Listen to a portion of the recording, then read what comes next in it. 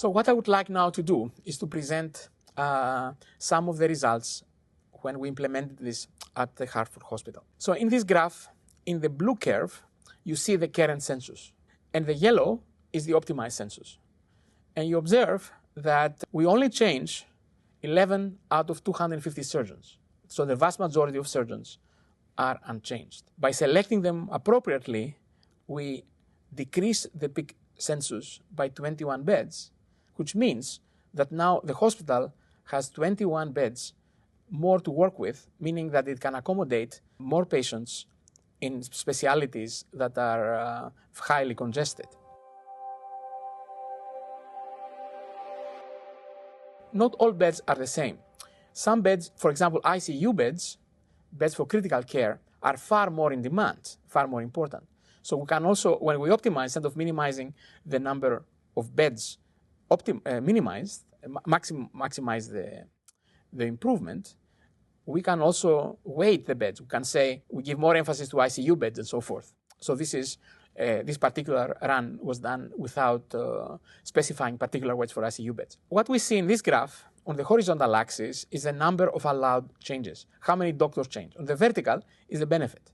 And what you observe in this graph is that even if you do 3 changes, only 3 doctors change, admittedly you have to select it correctly, the benefit might be 8 to 9 beds. And this is common from my experience in other hospitals where we applied this approach. Namely, even a small number of changes can lead to a very significant improvement, savings on the number of beds that you gain for further allocation.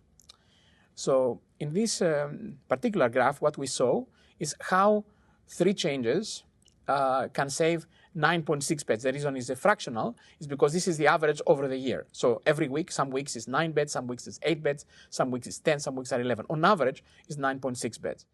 And you see in this example that the particular surgeon does a particular service 2 and service 11 on Tuesdays, and then the same on Thursdays. And we allocate the surgeon on Mondays, Tuesdays, and Fridays, where each type of surgery is allocated. So he does exactly the same things. On Tuesday, he has a lighter load, and then we exchange the Thursday for Friday and Monday. So that's an example of a particular change. As I have indicated, there are multiple solutions with almost identical results. What you see in this graph is the best solution for 8 changes, and then as you change, you find the best solution, the second best solution, the third best solution. So you can generate a variety of solutions. The first solution to the 10th best solution, all 8 changes, of course there's a decrease of about from 1840 to 1611, it's 2.5 beds less, but it allows the flexibility for the leader of the department to communicate with doctors when it is more feasible for them to move, and some of them have no flexibility. In summary, what I have presented in that part of the presentation is a systematic optimization approach that can identify significant opportunities to reduce congestion by leveraging elective surgical volume. This process has been applied in several hospitals already, and we are in the process of applying this and implementing it at the Hartford Hospital. I have also worked with the Bethesda Hospital, where this optimization approach has been adopted, and changes have been made that have improved the overall capacity of the hospital.